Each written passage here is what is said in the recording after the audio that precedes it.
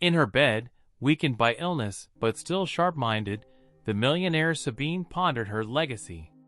The vastness of her fortune, accumulated over decades of shrewd investments and ruthless negotiations, was now at stake.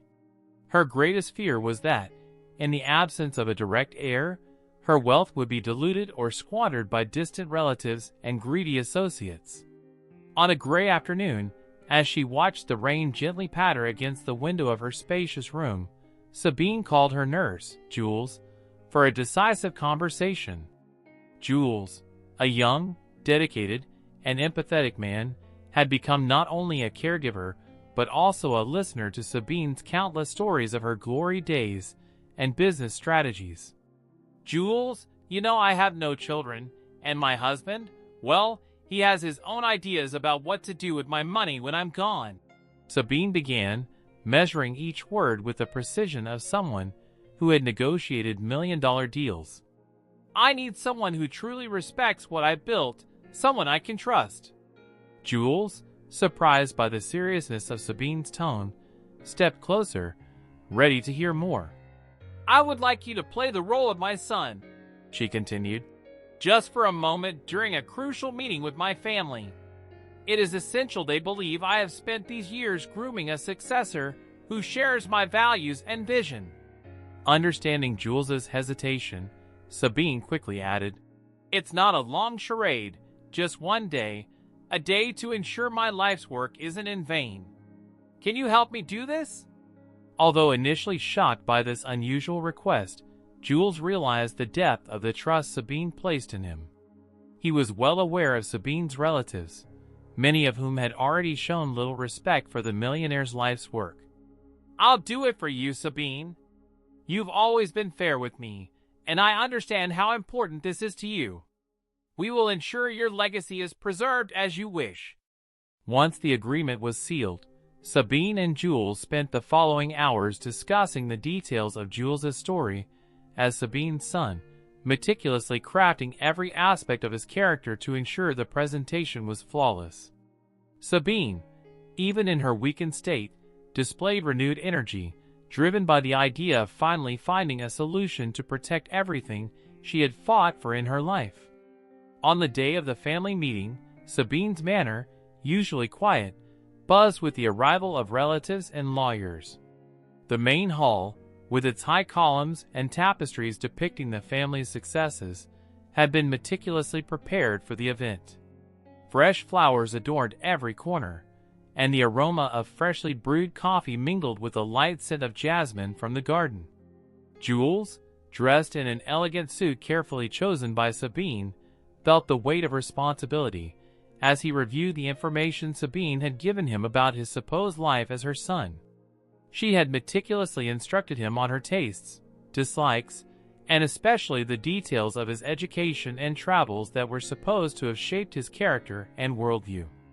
"Jules, remember, you attended schools in Switzerland and spent many summers in Tuscany learning about viticulture," Sabine whispered, adjusting the lapel of his jacket. "You have a particular fondness for horses and an eye for modern art." As the guests began to gather in the living room, whispering among themselves and casting curious glances at Jules, Sabine, leaning on her cane, made the introduction. "Dear family members, as you know, I have always been private about my personal life. But today, it is essential that you meet Jules, my son, who has played a crucial role in my life these past years." The expressions on the faces of the relatives ranged from surprise to skepticism. A distant uncle, always the most direct, questioned Jules. "So, Jules, tell us about your experience in Switzerland. It must have been interesting to study in such a prestigious place, right?" Following the prepared script, Jules responded confidently, but with a slight tension in his voice. "Yes, it was a formative experience. The discipline and cultural diversity truly shaped my perspective. And the summers in Tuscany, I learned not only about wine, but also to appreciate each moment, each detail life offers." As Jules spoke, the glances softened, replaced by cautious interest. He began to feel less like an imposter and more like someone who could really belong to this family, at least for that moment. Sabine watched him closely, feeling a mixture of relief and anxiety, knowing that every word Jules spoke contributed to the security of her legacy. The family meeting at Sabine's manor was in full swing when the living room door suddenly opened. All eyes turned to the man entering, Sabine's husband, accompanied by a lawyer carrying a leather briefcase. The air grew tense as he walked through the hall to the center where Sabine and Jules were standing. "Sabine, I think there are some things we need to clarify," her husband said in a tone mixing authority and a hint of disdain. "This is Mr. Martin, our lawyer, and he has something you need to see."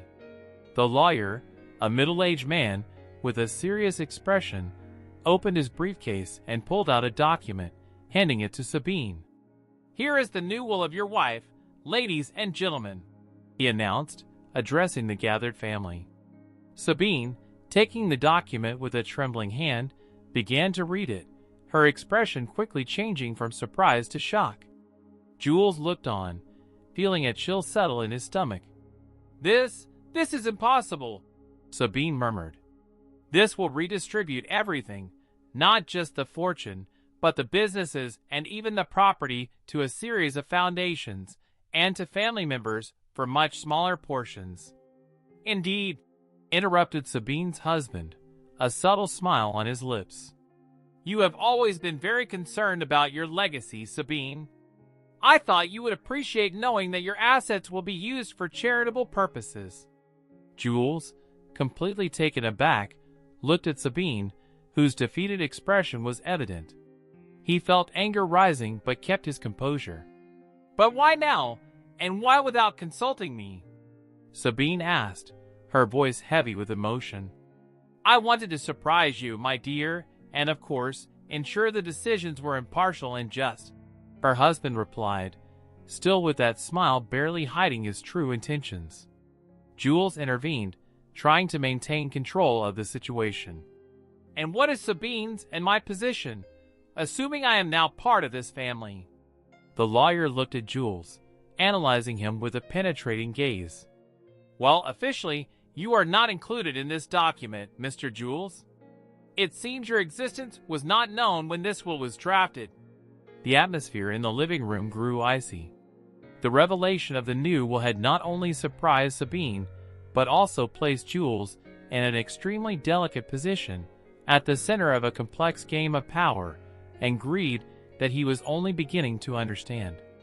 After the revelation of the new will, the living room of Sabine's manor was filled with a series of murmurs and expressions of disbelief. The tense atmosphere reflected the confusion and suspicion now weighing on everyone, particularly Jules, whose position in the family was increasingly questioned. Sabine's niece, a sharp and always perceptive lawyer, was the first to break the silence. "Jules, it is interesting that you arrive now, just as my aunt will undergo significant changes. Can you explain how and when you entered her life?" she asked, with a hint of accusation in her voice. Jules, aware that he needed to keep his cool and defend not only himself but also Sabine, responded cautiously. "I met Sabine as a nurse, and our relationship evolved into a friendship based on mutual respect. She saw in me someone trustworthy and expressed the desire to introduce me to the family. But that doesn't explain why you should inherit part of her fortune," retorted a cousin, crossing his arms, clearly suspicious of Jules's sudden rise. Sabine, regaining some strength, intervened. "I wanted Jules to be present today to ensure my legacy is preserved according to my true wishes. The will presented by my husband has surprised us all, myself included." Sabine's husband, seeing the situation become more complicated, tried to calm things down. "Let's stay calm. The decisions made in the will were for the benefit of all, considering the unity of Sabine's legacy. That seems very noble, but why exclude Sabine from these decisions? That's manipulation, not administration," accused Jules, clearly frustrated by the husband's audacity. The lawyer, trying to mediate the discussion, suggested, "Perhaps it would be wise for us to review all the legal aspects of the will and consider a meeting with all interested parties to clarify the intentions behind the changes." Sabine, realizing the situation demanded a more direct approach, decided to speak. "I am not here to fight, but to ensure my will is respected. Jules, though not my biological son, has shown more loyalty and understanding of my values than many who share my blood." This moment was crucial as it reaffirmed not only Sabine's trust in Jules, but also redefined the power dynamics within the family. Suspicions and intrigues continued to unfold, making it clear that the battle for Sabine's legacy was just beginning. As the tension rose in the room, Jules realized that the next decisions would be crucial not only for the future of Sabine's legacy, but also for his own integrity and the respect he wished to maintain. Looking around, he saw the faces of each family member, some showing open hostility, others curiosity, and a few cautious empathy. Sabine, visibly shaken, held her cane with a trembling hand, but her eyes still shone with determination.